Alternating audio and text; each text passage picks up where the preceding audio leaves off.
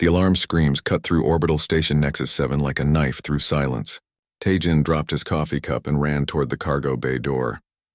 The hot liquid splashed across the metal floor, forgotten in an instant. Something was very wrong. He had worked on this station for 3 years now, hauling cargo from one ship to another. It was boring work, but it paid well enough. The station floated at the edge of human space, where ships from dozens of different species came to trade. Most days were peaceful. Today was not most days. Smoke filled the corridor as Tae-jin pushed through the emergency door. People were screaming and running in every direction.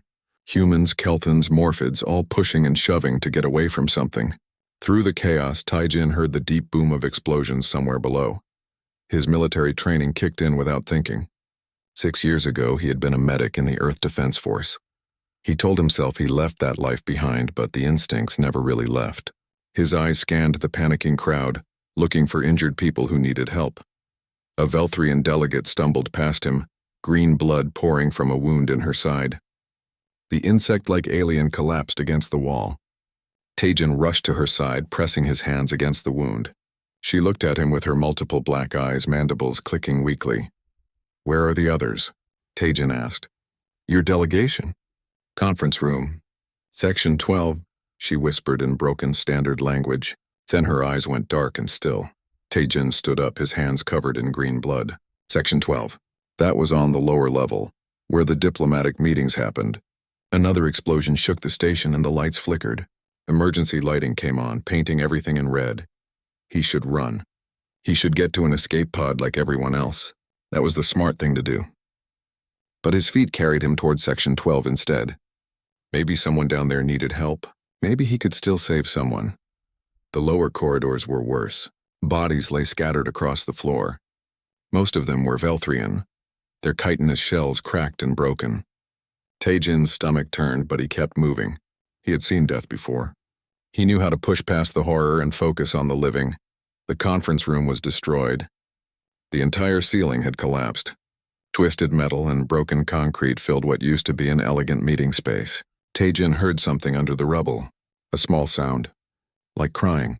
He climbed over a fallen beam and squeezed through a gap in the debris. His shoulder scraped against jagged metal, tearing his shirt and cutting his skin. He ignored the pain. That sound, that crying, it was coming from somewhere close. There.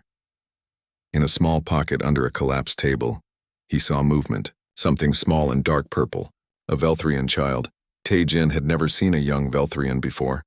Most species kept their children away from public spaces.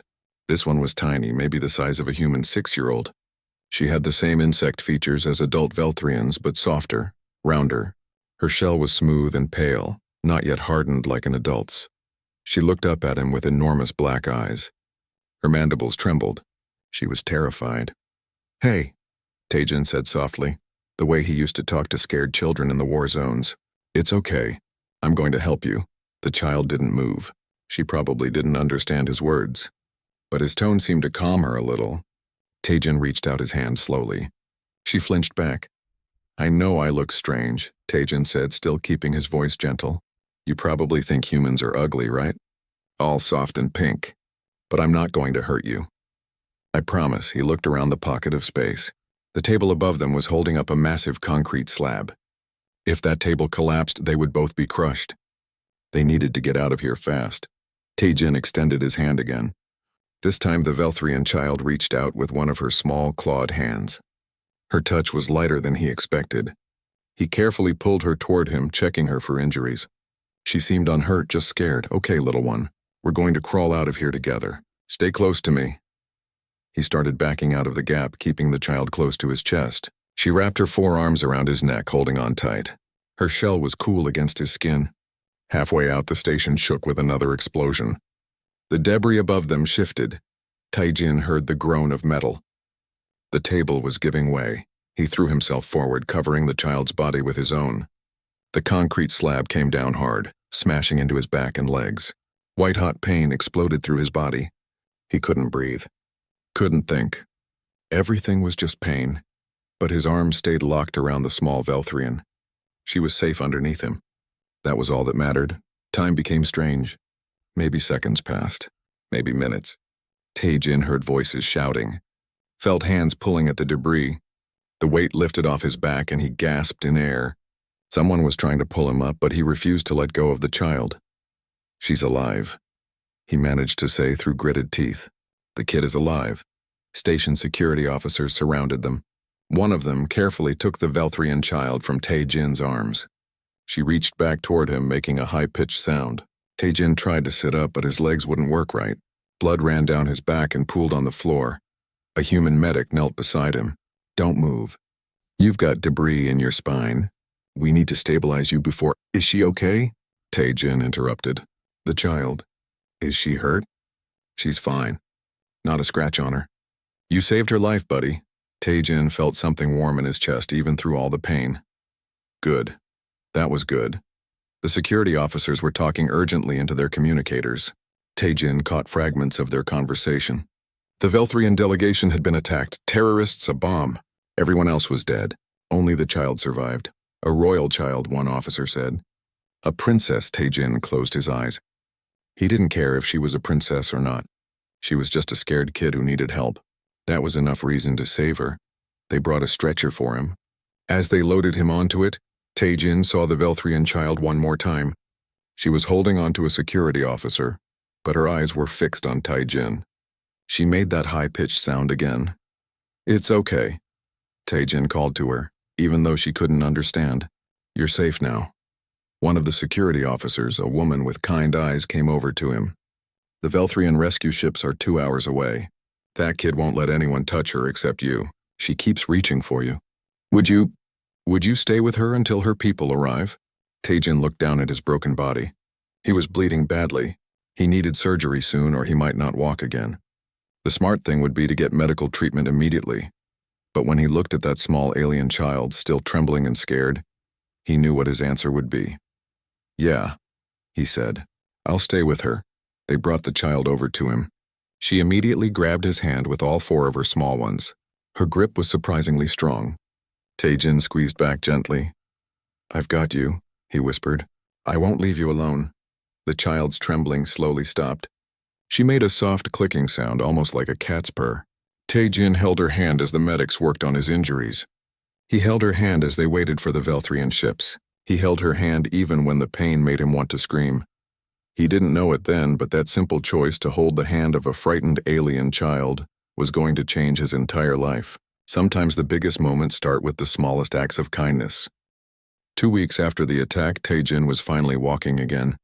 The doctors said he was lucky. The debris had missed his spine by less than a centimeter. A few more millimeters and he would have been paralyzed for life. He didn't feel lucky. His back still hurt with every step and the scars would never fully fade. He was back in his small apartment on Earth, trying to return to normal life. His friend Dae-hyun had picked him up from the hospital and brought him home. Dae-hyun was also a cargo hauler, and they had worked together for years. He was one of the few people Tae-jin truly trusted. "You should rest more," Dae-hyun said, watching Tae-jin struggle to put on his shoes. "The doctor said at least another month before you go back to work." "I'm fine," Tae-jin lied. Everything hurt, but sitting around doing nothing made him feel worse. He needed to work. He needed to think about something other than that day on the station. The news channels were still talking about the attack. 15 Velthrian delegates had died. It was being called the worst terrorist attack in a decade. The station had been shut down for investigation. Tae-jin had lost his job because of it. He would need to find work on a different station once he healed. A knock came at the door. Dae-hyun went to answer it while Tae-jin sat back down, his back screaming in pain. He heard unfamiliar voices in the hallway, official-sounding voices. 2 people entered his apartment. They wore formal uniforms that Tae-jin didn't recognize. One was human, a tall woman with gray hair. The other was Velthrian, his shell a deep blue color that marked him as high-ranking. "Tae-jin?" the woman asked. "That's me," he said, trying to stand. His legs protested, but he managed it. "My name is Ambassador Chen. This is Hai. Chancellor Vrix of the Velthrian Royal Court. We need to speak with you about the incident on Nexus 7. Tae-jin's stomach dropped. Were they here to question him? Did they think he was involved somehow? "I already told the investigators everything I know," Tae-jin said carefully. The Velthrian stepped forward. When he spoke, his voice came through a translator device. "You are not under investigation, human Taijin. You have been summoned by Queen Ishara herself. She wishes to thank you personally for saving her daughter's life." The room went silent. Daehyun's eyes went wide. Taejin just stared. "Her daughter?" he finally managed to say. "Princess Vera, the child you rescued. She is the only heir to the Velthrian throne." Taejin sat back down heavily. The little girl with the big scared eyes was a princess. He had saved a princess and didn't even know it. "The Queen requests your presence on Velthra Prime," Ambassador Chen said. "All travel expenses will be covered, of course." "This is a great honor, Mr. Taejin. Very few humans have ever been invited to the royal court." After they left, Daehyun paced the apartment nervously. "This is bad. This is really bad." "What are you talking about?" Taejin asked. "They just want to say thank you. Alien politics are dangerous, Taejin. Especially royal alien politics. You don't understand how these things work. They have customs, rules, debt systems. If you go there, they might not let you leave. That's crazy. I'm just going to accept their thanks and come home." But Daehyun's words stayed in his mind. That night, Taejin couldn't sleep. He researched Velthrian culture on his computer. What he found worried him. Velthrians took debt very seriously. If someone saved your life, you owed them something. But what did a queen owe to a simple cargo hauler? 3 days later, Taejin boarded a transport ship bound for Velthra Prime. The journey took a week. He spent most of it in his small cabin, watching videos about Velthrian society and trying to learn some basic phrases in their language. The clicking sounds were almost impossible for human mouths to make. When the ship entered orbit around Velthra Prime, Taejin pressed his face against the window. The planet was beautiful in a strange way. It was covered in massive structures that looked like they had been grown rather than built. Towers of organic material spiraled up into the clouds. Everything was connected by bridges and tunnels that wove between the buildings like spiderwebs. The royal escort met him at the spaceport. 6 Velthrian guards in ceremonial armor surrounded him. They were polite but serious. Taejin felt very small and very human among them. They brought him through the hive city in a transport vehicle. Velthrians moved through the streets in organized groups like ants following invisible paths. There were thousands of them, maybe millions. Taejin had never seen so many aliens in one place. The royal palace was enormous. It rose from the center of the city like a living mountain. Its walls were smooth and curved, colored in shades of deep purple and blue. Guards stood at every entrance. Taejin's escort led him through massive doors that opened without anyone touching them. Inside, the palace was even more impressive. The ceilings were so high that Taejin couldn't see the top. Strange lights glowed from the walls, casting everything in soft colors. The air smelled sweet, like flowers he had never encountered before. They walked for what felt like hours through corridors and chambers. Finally, they reached a set of enormous doors guarded by 2 Velthrians twice the size of normal ones. The guards opened the doors and Taejin was led into the royal chrysalis chamber. The room was vast and circular. In the center, on a raised platform, sat Queen Ishara. She was massive, easily 3 times the size of any Velthrian Taejin had seen. Her shell was deep purple, almost black, and covered in golden markings.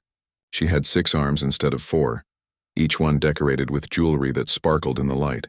Her eyes, all 8 of them, fixed on Taejin as he entered. Taejin felt his knees go weak. This was a being of pure power. He understood now why Velthrians followed her. She was like a force of nature made flesh. "Approach," a voice said. It came from a small device translating the queen's words. Taejin walked forward on shaking legs. He stopped at the base of the platform, unsure if he should bow or kneel or what. Nobody had told him the proper protocol. "Human Taejin," the translated voice said. The queen's real voice was a complex series of clicks and harmonics that made Taejin's chest vibrate.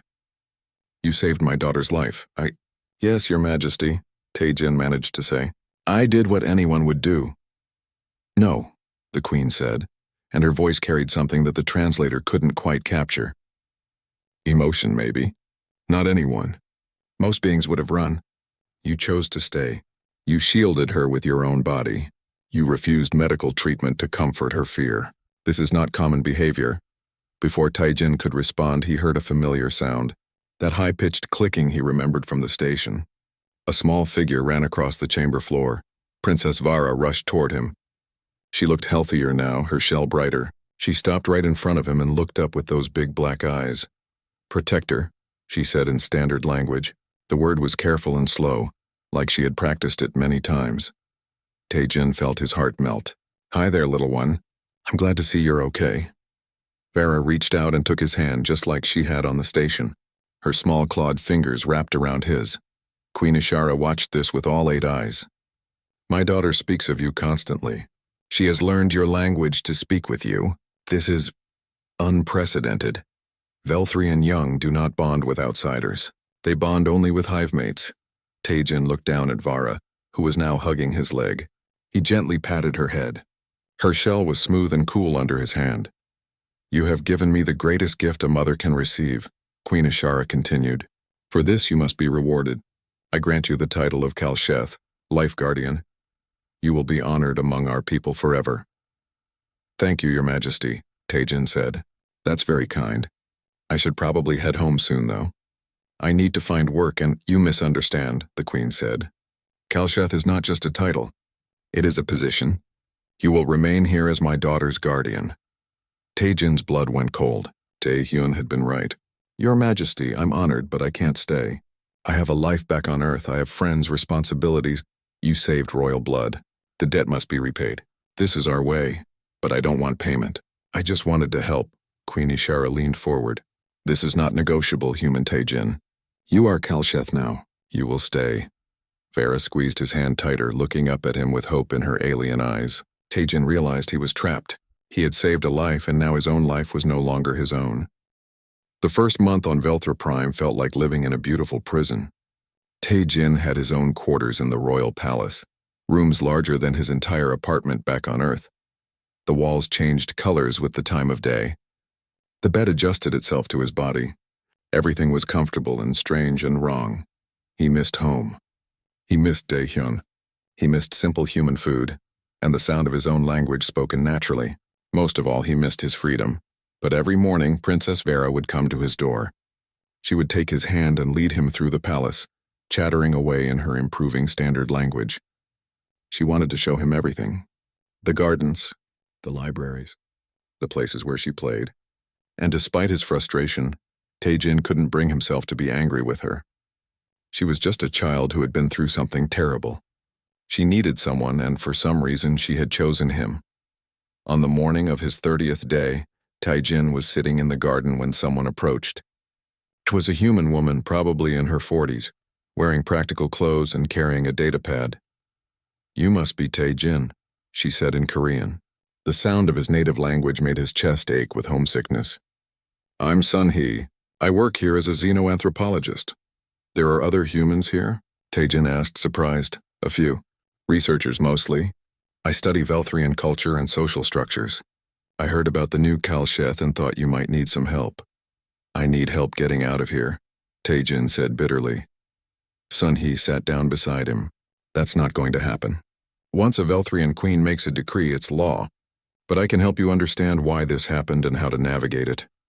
She explained the Velthrian concept of life debt. When someone saved a royal family member, they became permanently connected to that person. It was an ancient custom dating back thousands of years. The protector became part of the royal household, responsible for the safety and well-being of the one they saved. So I'm stuck here forever? Tae-jin asked. Not forever. Just until Princess Vara reaches adulthood. That's about 12 more years in Velthrian terms. 12 years. Tae-jin put his head in his hands. By then, everyone he knew would have moved on. His whole life would be gone. I know it's hard, Sun-hee said gently, but try to see it from their perspective. You saved their princess, their only heir. Queen Ishara's other children died in a plague 5 years ago. Vara is all she has left. To the queen, you're the most important person in the galaxy right now. After Sun-hee left, Tae-jin sat alone in the garden. He watched Velthrian workers tend to the strange alien plants. Everything moved in patterns here. Everything had its place and purpose. Except him. He was the chaos element, the thing that didn't fit. Vera found him there an hour later. She climbed up onto the bench beside him, her small body barely reaching the seat. She had something in her hands, a small device. Protector sad, she said. I'm okay, Vara. No. Sad. She held up the device. Made this. For you. Tae-jin took it carefully. It was a communication device modified with human interfaces. What is it? Talk to home. Talk to friend. Made it work. She looked at him hopefully. Less sad now? Taejin felt his throat tighten. This child, this alien princess, had noticed his pain and tried to fix it. She was 6 years old and she was thinking of others. Thank you, Vara. This is really kind. She smiled, her mandibles clicking in a way he had learned meant happiness. Protector good. Vara want protector happy. That afternoon, Taejin used the device to call Dae-hyun. His friend's face appeared on the screen looking worried. Taejin, I've been trying to reach you for weeks. Are you okay? Did they hurt you? I'm fine. I'm just stuck here. They won't let me leave. They talked for an hour. Dae-hyun told him about life back home, about the cargo runs and the new workers on the station. Normal life continued without him. It hurt to hear, but it also felt good to connect with home again. After the call, Taejin felt a little better. Maybe he could survive this after all. The days turned into weeks. Taejin established a routine. In the mornings, he would spend time with Vara. She was incredibly smart, learning new things faster than seemed possible. He started teaching her more about human culture, about Earth, about the games he played as a child. Vara absorbed everything. She learned to play chess in 3 days. She memorized the map of Earth's continents in 1 afternoon. Her mind was like a computer, processing and storing information at impossible speeds. Why do humans have only 2 arms? She asked one day. That's just how we evolved. Why do Velthrians have 4? Need them for climbing. Old times Velthrians lived in trees. Needed arms for branches. They would have conversations like this for hours. Taejin found himself genuinely enjoying teaching her. She asked questions nobody else would think to ask. She wanted to understand everything about humans, about him. In the afternoons, Taejin would walk the palace grounds. Sun-hee often joined him, teaching him about Velthrian customs and politics. The society was complex, built on a strict hierarchy. The queen was absolute ruler. Below her were the nobles, then the warriors, then the workers. Everyone had a place. Where do I fit in? Taejin asked. You don't, really. Kalsheth is outside the normal hierarchy. You're connected directly to the princess, which makes you almost untouchable. But it also makes you suspicious to the nobles. They don't trust outsiders. Great, so everyone here thinks I'm a threat. Not everyone, but some. There's a chancellor named Thex who's been asking questions about you. He's influential with the noble families. Be careful around him. Taejin met Chancellor Thex a week later. The Velthrian noble appeared at dinner, sitting across from Taejin in the royal dining hall. His shell was silver gray, marked with scars that showed his age. Human, Thex said through his translator. His tone made it sound like an insult. You have inserted yourself into our royal family. I didn't insert myself anywhere. I just saved a child. How convenient that the child was a princess. How convenient that you are now living in luxury, protected by the queen herself. Taejin felt his anger rising. Are you accusing me of something? I am observing. Humans are known for their opportunistic nature. You see chance for gain and you take it regardless of consequences. I didn't ask for any of this. I'd go home right now if I could. Thex leaned forward. Would you? Or have you grown comfortable in your new position? Power is addictive even to simple creatures. Before Taejin could respond, Vara appeared beside the table. She had been playing nearby and must have heard the conversation. Chancellor Thex mean to protect her, she said, her voice sharp. Protect her good. Saved Vara. Stop being mean. Thex looked at the princess with surprise. Velthrian children typically didn't speak to adults like this, especially not to nobles. But Vara stood her ground, her small body between Taejin and Thex. The Chancellor stood and bowed slightly. My apologies, Princess. I meant no disrespect. After he left, Vara climbed into Taejin's lap. Don't like him. He's bad. He's just suspicious of me. I'm different. People fear what's different. Vara different too now. Vara like human things. Like protector. Other Velthrians think strange. Taejin hugged her gently. He realized something in that moment. Vara wasn't just attached to him. She was changing because of him. She was thinking in ways Velthrians didn't normally think. She was asking questions her people didn't ask. And that made her powerful but also vulnerable. That night, Queen Ishara summoned Taejin to her private chambers. He had never been there before. The room was dark and warm, filled with soft cushions and glowing lights. Sit, she commanded. Taejin sat, nervous. My daughter is changing, the queen said. She thinks like a human now. She questions things. She challenges nobles. This is your influence. I'm sorry, Your Majesty. I didn't mean to. Do not apologize. This is good. Taejin blinked in surprise. Velthrian society is old, Queen Ishara continued. We have done things the same way for thousands of years. But the galaxy is changing. We must change too, or we will be left behind. My daughter will be queen someday. She will need to think differently, to see possibilities that others cannot see. You are teaching her this. I'm just teaching her about humans.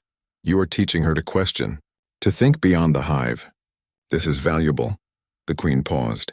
But it also makes her a target. There are those who resist change.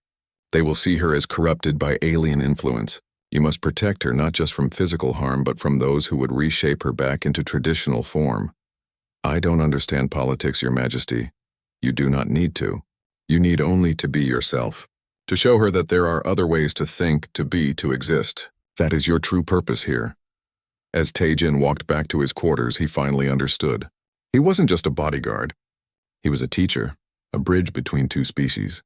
And despite his frustration at being trapped here, he realized something else. He was exactly where he needed to be. 3 months into his stay on Velthra Prime, Taejin couldn't sleep. Something felt wrong. He had learned to trust his instincts during his military days, and right now those instincts were screaming at him. He got out of bed and walked to his window. The palace grounds were quiet, lit by the soft glow of bioluminescent plants. Guards patrolled in their usual patterns. Everything looked normal, but something wasn't right. The next morning, Taejin was teaching Vara mathematics when Sun-Hee rushed into the room. Her face was pale, her hands shaking. We need to talk. Privately. Taejin asked Vara to practice her numbers and followed Sun-Hee into the hallway. She pulled him into an empty room and closed the door. I found something, she whispered. Something bad. The attack on Nexus 7, it wasn't random terrorists. Taejin's blood went cold. What do you mean? Sun-Hee pulled out her data pad and showed him files. Communication records, financial transactions, meeting logs. She had been researching the attack for a project, and she had found connections that shouldn't exist. 3 of the Velthrian nobles have been transferring money to known extremist groups, the same groups that claimed responsibility for the station attack. But here's the thing. Those transactions started months before the attack happened. You're saying the nobles planned it? I think so. Look at this. She showed him more data. The delegation on Nexus 7 was supposed to discuss Queen Ishara's new reforms. She wants to open Velthra to more alien contact, more trade, more cultural exchange. A lot of the old nobles hate this. They think it will corrupt Velthrian purity. Taejin studied the files. His military training had included some intelligence analysis. The pattern was clear once you knew what to look for. Princess Vera was the target. They wanted to kill the heir, which would throw the kingdom into chaos. The queen has no other children. If Vara died, the succession would be unclear. The nobles could seize power during the confusion. Does the queen know about this? I don't know. I just found this yesterday. I had to show you first because... Sun-Hee hesitated. Because if the nobles know I found this, I'm dead. And you might be too. We're outsiders. Easy targets. Taejin took the datapad. I need to tell Queen Ishara. Are you sure? What if some of her advisors are involved? What if we're wrong and this just looks suspicious? We could start a political nightmare. If we're right and we say nothing, Vera could die. I won't let that happen. Getting an audience with the queen wasn't easy. Taejin had to go through layers of protocol and bureaucracy. But finally, after 2 days of trying, he was allowed into her private chambers again. Queen Ishara listened to everything without interrupting. Her 8 eyes watched him carefully as he explained what Sun-Hee had found. When he finished, the chamber was silent for a long moment. You believe my own nobles tried to murder my daughter, she said. The evidence suggests it, Your Majesty. And yet you bring this to me. You, an outsider, risk your position and possibly your life to warn me of treason. Vara is in danger. That's all that matters. The queen stood, her massive form unfolding. She walked to the window and looked out over her kingdom. I knew, she said quietly.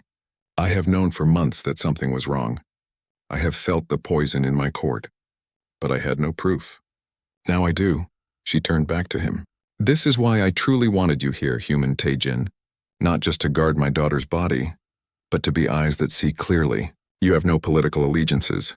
You want nothing from me except to keep one child safe. In a court full of manipulation and ambition, You are the only one I can fully trust. Tae-jin felt the weight of those words. He wasn't just a guardian.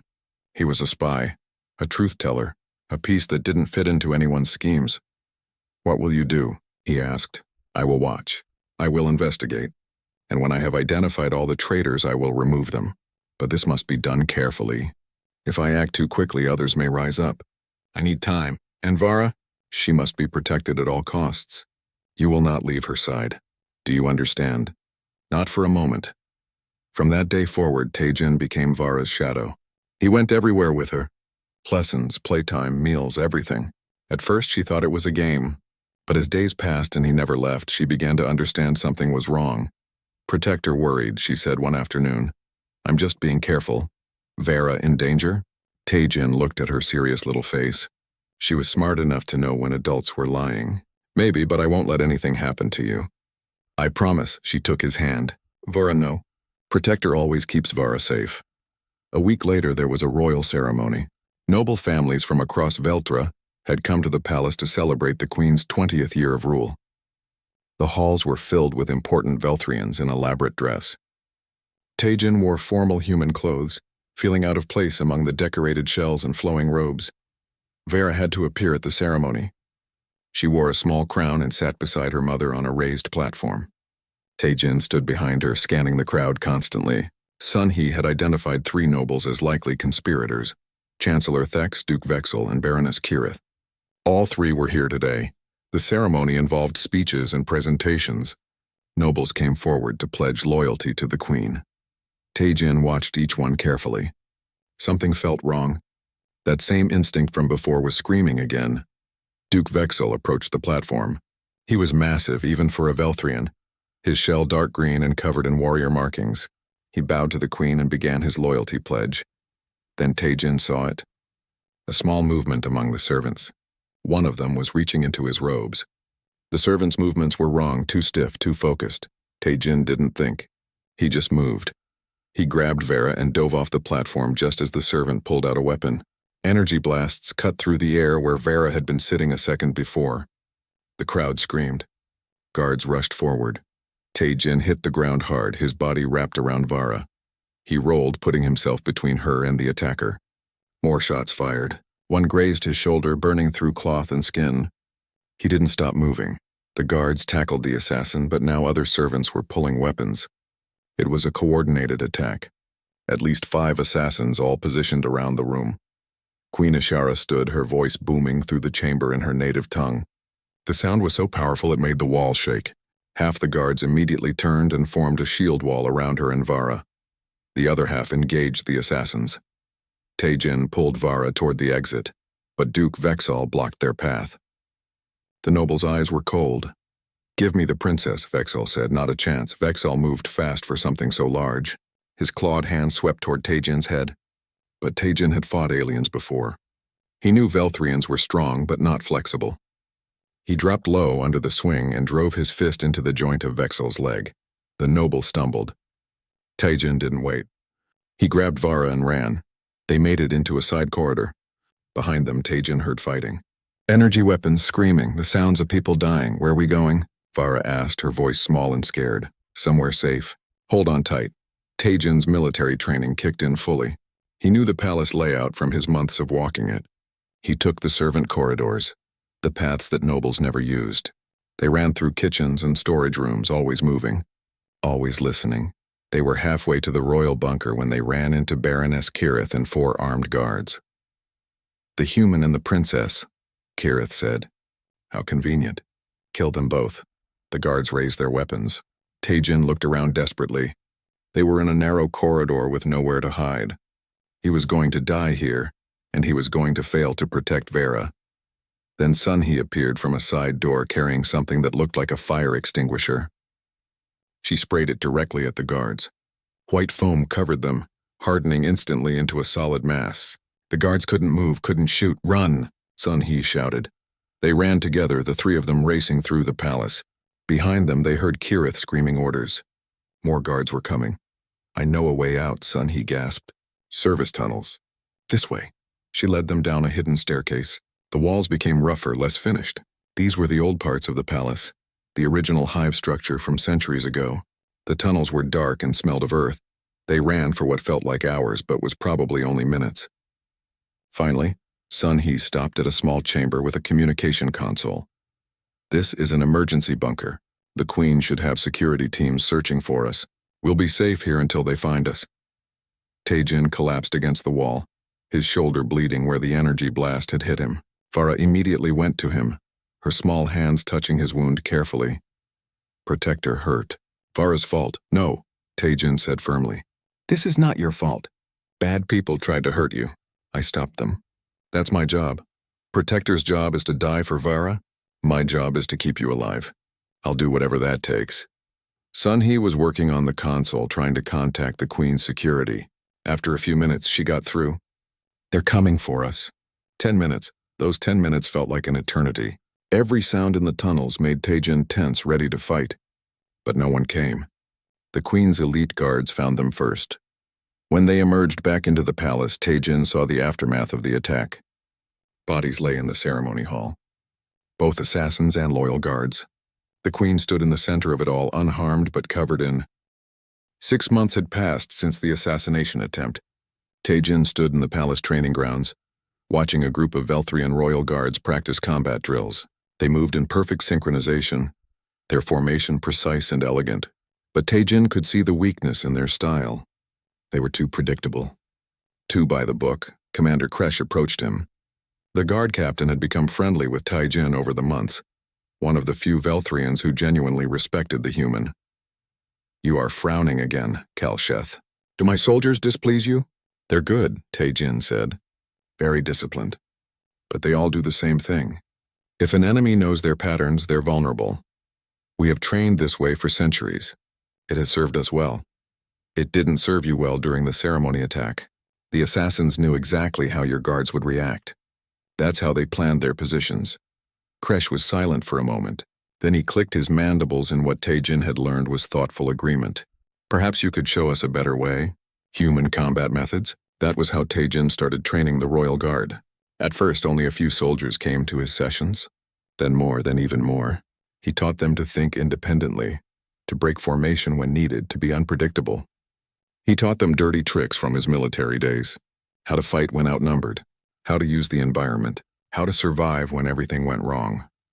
The Velthrian soldiers were fast learners. Within weeks, they were applying human tactics to their own fighting styles.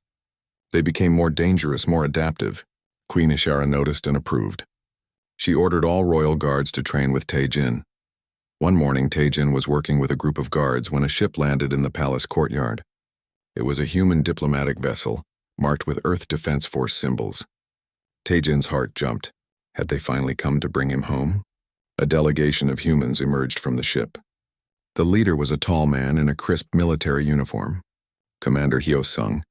Tae-jin recognized the name from military news. Hyo-sung was a high-ranking officer in the diplomatic corps, someone who negotiated treaties and handled alien relations. "Cargo hauler Tae-jin," Hyo-sung said, approaching with his hand extended. "I've heard quite a bit about you." They shook hands. Hyo-sung's grip was firm, testing. "I'm not a cargo hauler anymore," Tae-jin said. "No, I suppose you're not. You're something much more interesting now, a human living in the Velthrian royal court, teaching their soldiers, advising their queen. Do you understand the political implications of your presence here?" "I'm just doing what I was asked to do. Protecting Princess Vara." Hyo-sung smiled, but it wasn't warm. "You're doing much more than that, whether you realize it or not. You're influencing one of the most powerful species in the galaxy. You're changing their military doctrine, their culture.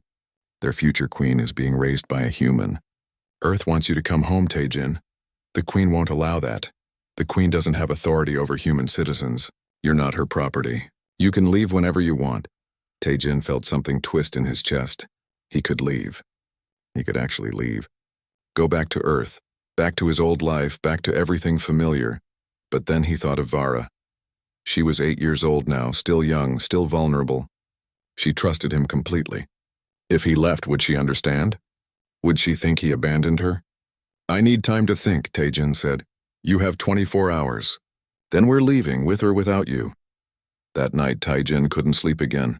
He walked through the palace gardens trying to sort through his feelings. He missed Earth. He missed human food and human entertainment and just being around his own species. He missed Dae-hyun and the simple life of hauling cargo. But he also thought about what he'd built here.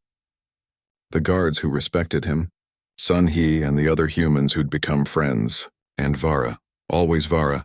He found her in the library even though it was late and she should have been sleeping. She was reading a book about Earth history, trying to understand where he came from. "Protector sad again," she said without looking up. "How do you always know?" "Vara can tell. Protector walks different when sad. Shoulders down, steps slower." Taejin sat beside her. She had grown taller in the past months. Her shell was darker now, the pale purple of childhood fading into the deeper colors of maturity. She was smart beyond anything Taejin had ever encountered. She spoke 5 languages fluently. She could do mathematics that made human computers struggle. She understood politics and science and art, but she was still a child. Still his responsibility. "The humans want me to go home," Taejin said quietly. Vara stopped reading. She turned to look at him with those big black eyes. "Protector wants to go? Part of me does. I miss Earth, I miss my people. Vara understands. Humans belong with humans. Velthrians belong with Velthrians." Her voice was small. "Protector doesn't belong here. That's not what I meant, but it's true. Protector stayed because Queen made you. Protector wants to leave. Should leave. Be happy with own people." Taejin pulled her into a hug. She was stiff at first, then relaxed against him. "I'm not leaving you, Vara, not until you're ready. Not until you're safe." Vara safe now. Guards trained. Conspirators caught. Mothers rule strong. Protector not needed. "Is that what you think? That I'm only here because I'm needed?" She didn't answer. Taejin realized that she was trying to give him permission to leave. She was being selfless, putting his happiness above her own fear of being alone. An 8-year-old child was being more mature than most adults he'd known. "Listen to me," Taejin said firmly. "I'm not staying because of duty or because your mother ordered it. I'm staying because I care about you. You're important to me. Do you understand? Protector cares about Vara? Of course I do. You're brilliant and kind and brave. You make me laugh. You challenge me to think differently. You've become..." He hesitated, then said the word that felt right. "You've become family to me." Vara made a sound, something between a click and a trill. It was pure happiness. She hugged him back with all 4 arms holding on tight. "Vara loves Protector," she said. It was the first time she'd used that word. Love. Such a simple word, but it carried so much weight. "I love you too, kid." The next morning, Taejin met with Commander Hyo-sung again. The officer looked confident, like he expected Taejin to pack his bags and leave immediately. "I'm not going," Taejin said. Hyo-sung's confident look faded. "Excuse me? I'm staying on Velthra Prime. Princess Vara still needs me. This is where I'm supposed to be. You're making a mistake. You're choosing aliens over your own species. I'm choosing a child who needs me over a government that only cares about political advantage. There's a difference." Hyo-sung's face went cold. "Earth won't forget this. You're setting a precedent. Other humans might follow your example, might integrate into alien societies. That weakens humanity's position, or it strengthens it. Maybe humans are good at building bridges. Maybe that's our real strength. You're naive. Maybe. But I'm also sure about my choice." After Hyo-sung left, Taejin went to see Queen Ishara. She was in her private chambers, reviewing reports from across her kingdom. She looked tired. Taejin had learned that Velthrian queens aged faster than other members of their species, the biological cost of producing royal offspring. "The humans wanted you back," she said. "It wasn't a question." "Yes. I told them no." The queen studied him with her 8 eyes. "Why, you could have left. I would not have stopped you, despite what I said before. If you truly wanted to go, I would have let you. I know. But Vara needs me. And honestly, I think I need her too. She's changed me. Made me better." Queen Ishara made a deep sound, something resonant and sad. "I am dying, Kalsheth. Not today, not tomorrow, but soon. Perhaps 2 or 3 years. My body is giving out. This is the way of queens." Taejin felt like the ground had shifted under him. "Your Majesty, I'm sorry. Do not be. I have lived a good life. I have ruled well. I have a daughter who will be a better queen than I ever was. Because she has learned from both Velthrian wisdom and human innovation. You have given me that gift. What happens when you're gone? Vara will rule, but she is too young. Tradition says a regency council would govern until she comes of age. But councils are political. They would try to control her, to mold her into what they want. I do not want that for my daughter. The queen moved closer to Tai-Jin. I want to make you something unprecedented. Not just Kalsheth. Not just Guardian. I want to name you Royal Consort Guardian. You would be Vara's co-regent when I die. You would help her rule until she is ready to rule alone. Tai-Jin's mind reeled. That's impossible. I'm human. Your nobles would never accept it. The nobles who would have opposed this are dead or in prison. The ones who remain understand that change is necessary. And more importantly, Vara trusts you completely. That is what matters. I don't know anything about ruling. You know about honesty, about doing what is right even when it is difficult, about protecting those who need protection. These are the qualities of a good ruler. The rest can be learned. I need to think about this. Of course, but know this, Tai-Jin. When I offer you this position, I am not just asking you to stay. I am asking you to become part of something larger, to help shape the future of an entire civilization. It is a heavy burden, but I believe you can carry it. That night, Tai-Jin used the communication device.